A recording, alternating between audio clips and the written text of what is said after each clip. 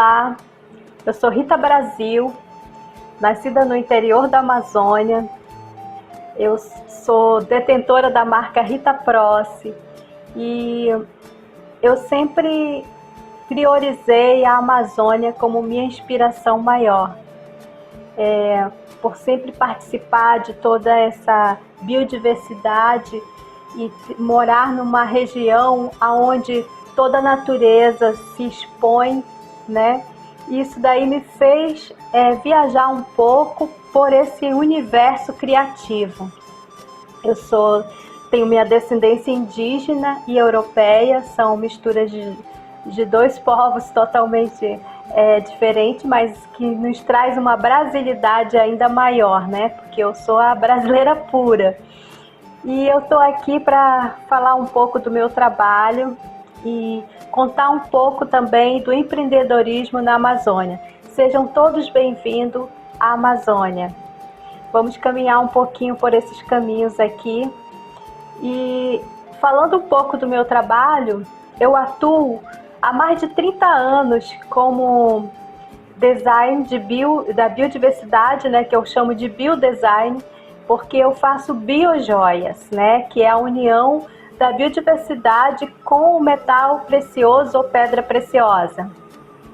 Ao longo desses 30 anos, muita coisa foi acontecendo, fui me especializando, fazendo faculdades, me formei em moda e atuei como joalheira há muito tempo.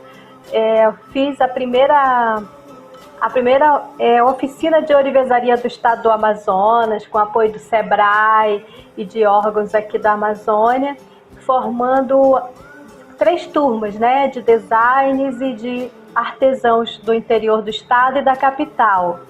E também dei cursos no interior da Amazônia, né, através de consultoria que eu prestei ao Sebrae, de instrutoria e consultoria, né, ensinando técnicas, ensinando polimentos.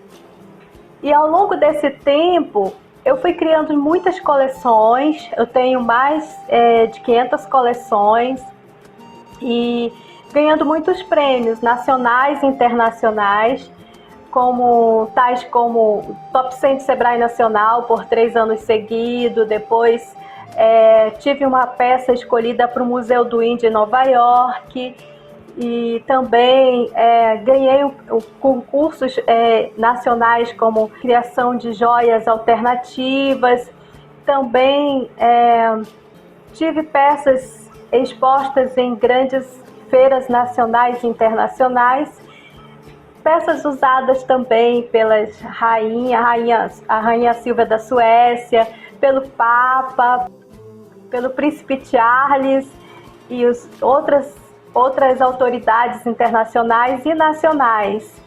Uma coisa que eu ia esquecendo de comentar é que nossas peças também foram selecionadas para participar de um filme chamado A Lenda da Iara, da Rose Jung. E é um filme que vai contar as lendas amazônicas e a gente fez uma coleção especial para esse filme. E também para o documentário Chica da Silva, que tem como direção a Zezé Mota, né, como diretora. E eu criei uma cruz maravilhosa, medieval, cruz de malta, cheia de pedras brasileiras, com resíduos de madeira. E assim, vai ser sensacional. Espero que possa ser concretizado agora em 2020.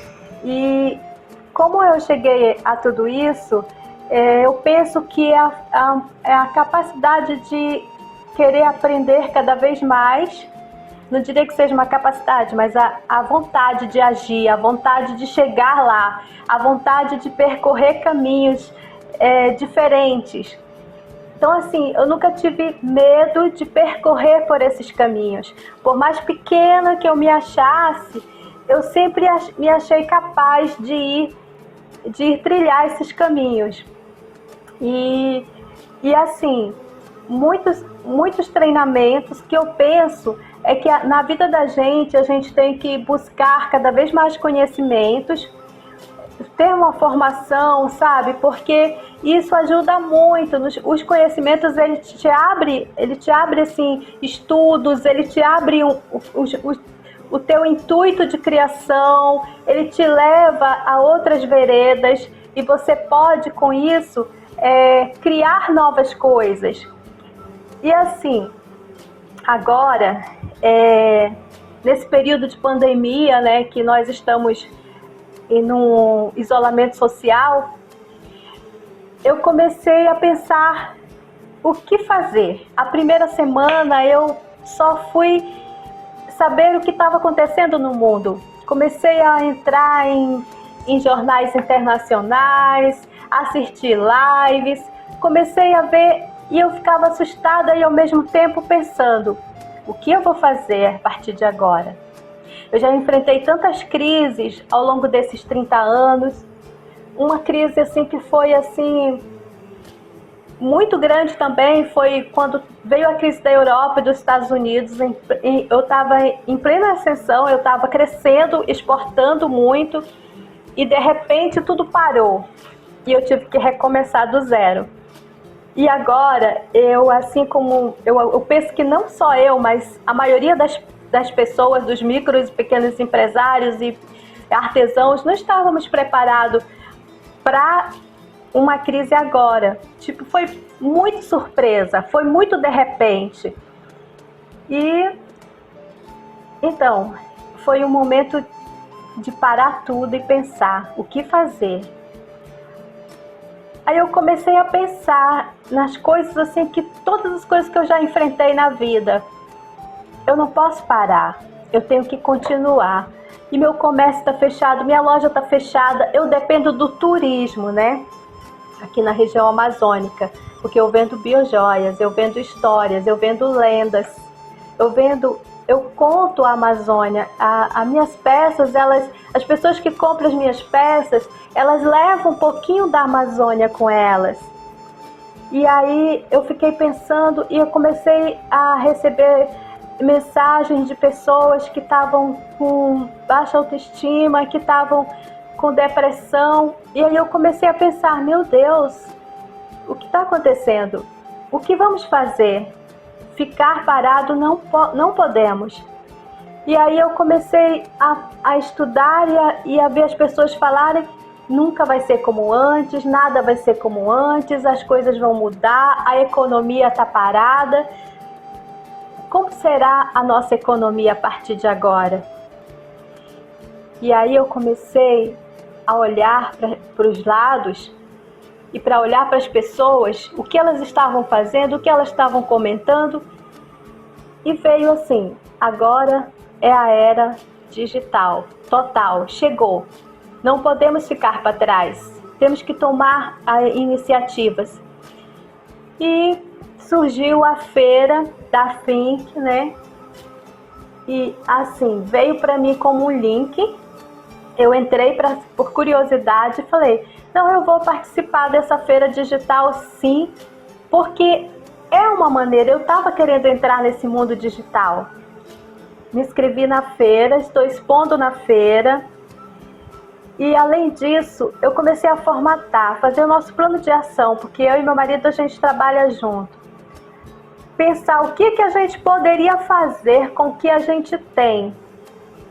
Fazer cursos online, se inscrever em plataformas, vender as nossas peças pela internet. E assim, coisas estão surgindo e a gente criou a coleção Abraço. A coleção Abraço, ela veio nesse tempo agora de recolhimento, né? Um tempo que veio para pensarmos no outro, um tempo que veio para a gente falar, criar e doar. A coleção Abraço, ela veio para curar o emocional, para trazer um carinho para as pessoas que estão distante dos seus parentes, dos seus entes queridos, dos seus amigos, até de seus cônjuges. Então, a coleção Abraço, ela veio para abraçar as pessoas, para levar esse carinho para a pessoa. Então, esse foi, além de pesquisar um pouco mais sobre o abraço, porque as pessoas começaram a mandar abraços virtuais, não pode se tocar, não pode. E esse abraço virtual, ele ficou na minha mente, e eu orei, pedi a Deus uma inspiração, que eu queria levar um carinho para as pessoas. E aí veio essa ideia do abraço virtual em forma de biojoia.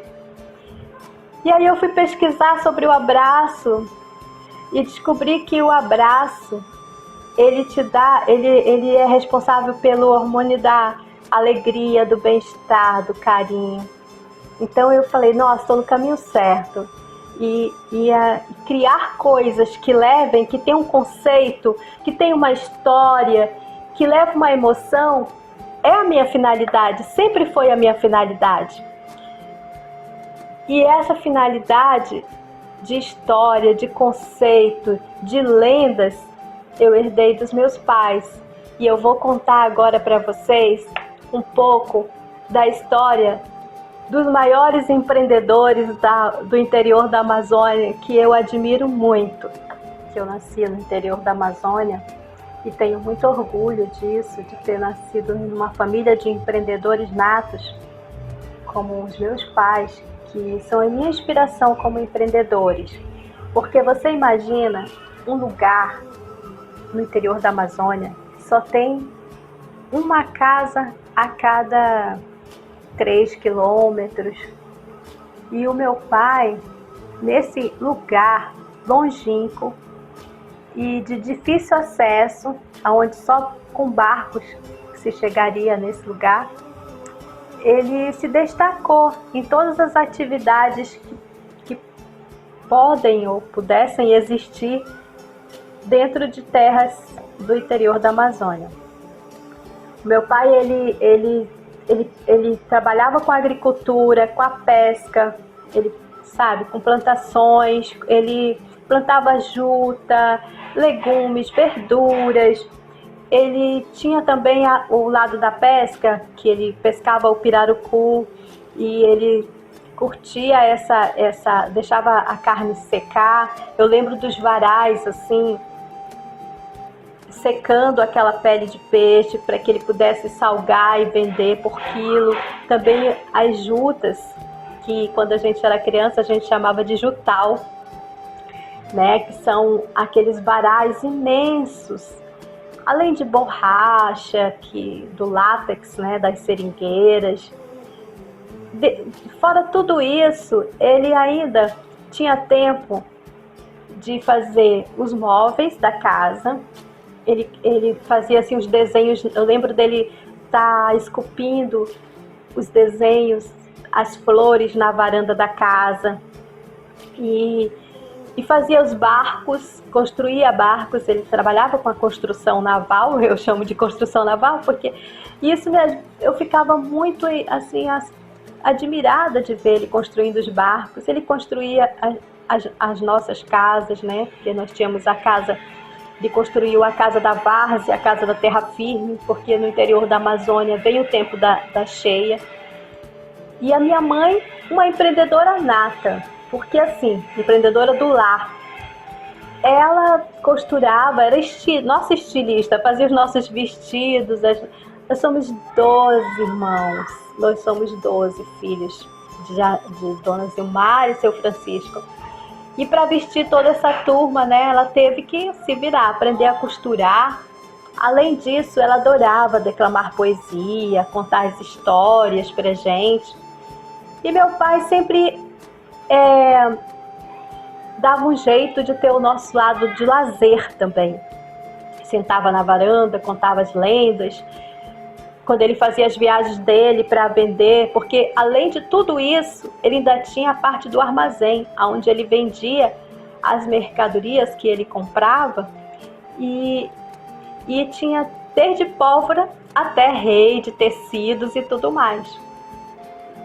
E quando ele ia para essas viagens, ele negociava, ele trazia coisas assim que eram mágicas pra gente, que eram os adereços indígenas, que ele trocava e trazia. E assim, por que eu estou contando a história dos meus pais? Porque o meu pai, ele diversificava negócios.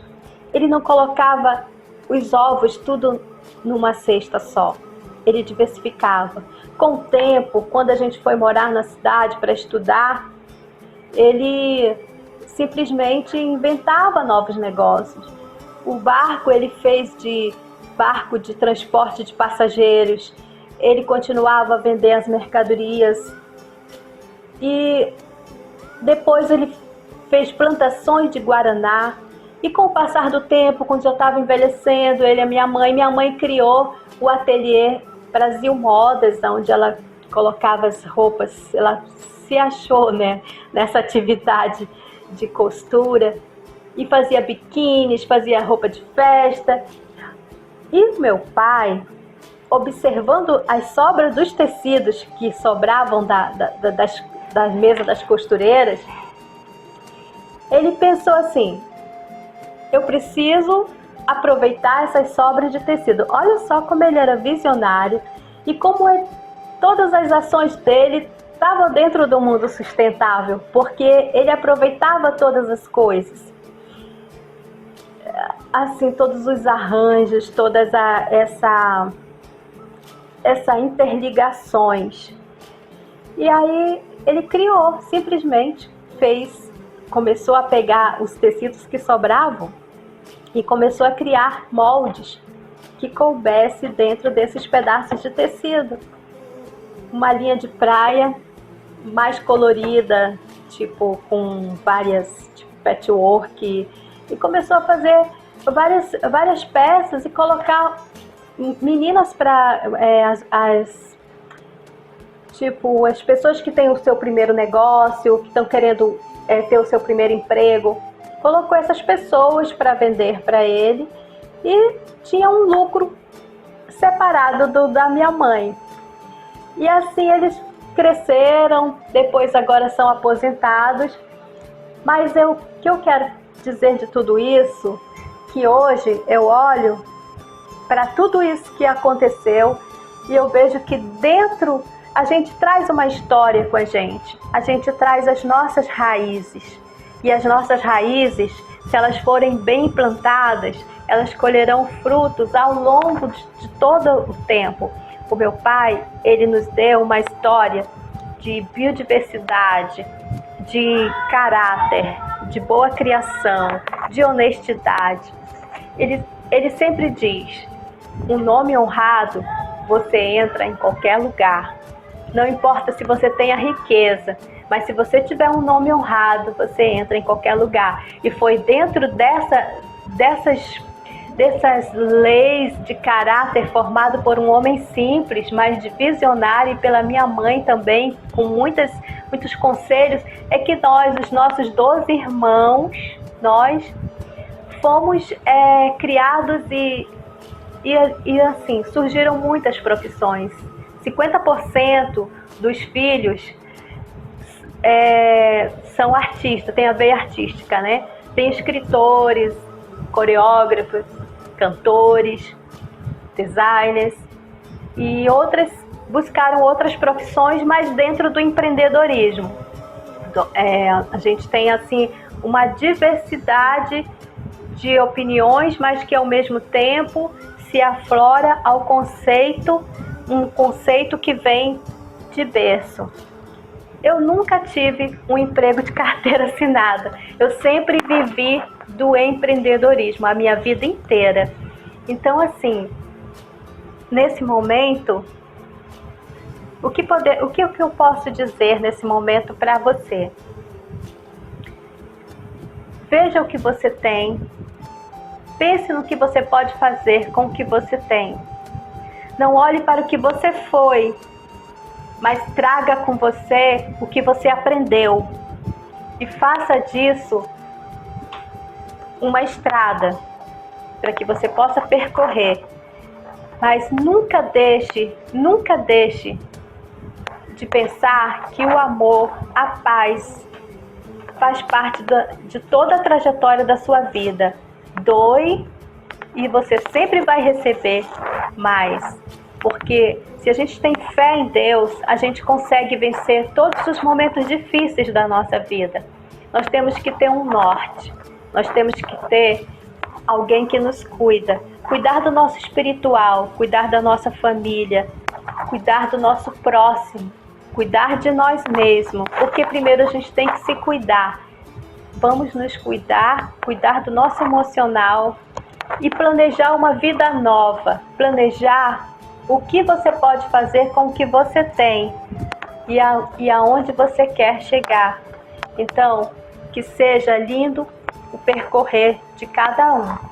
Eu agradeço muito por tudo, por vocês acreditarem no meu trabalho. Eu sou muito grata e peço a Deus que passe logo tudo isso para que a gente possa se ver pessoalmente.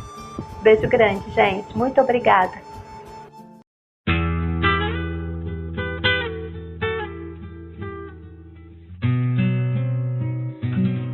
Sou cabocla e meu cheiro tem cheiro de mato, de fruta madura, de terra, de flor. Tem cheiro de bicho indo de um toque de amor. Minha pele é de lontra, morena, macia. Sou felina e manhosa no jeito de olhar. Sou cabocla, não nego, no jeito que falo, no jeito que ando, no jeito de amar. Sou baré, sou manau, mistura de índio com gente de longe. Sou filha das lendas do homem de branco, do boto vermelho que sabe encantar.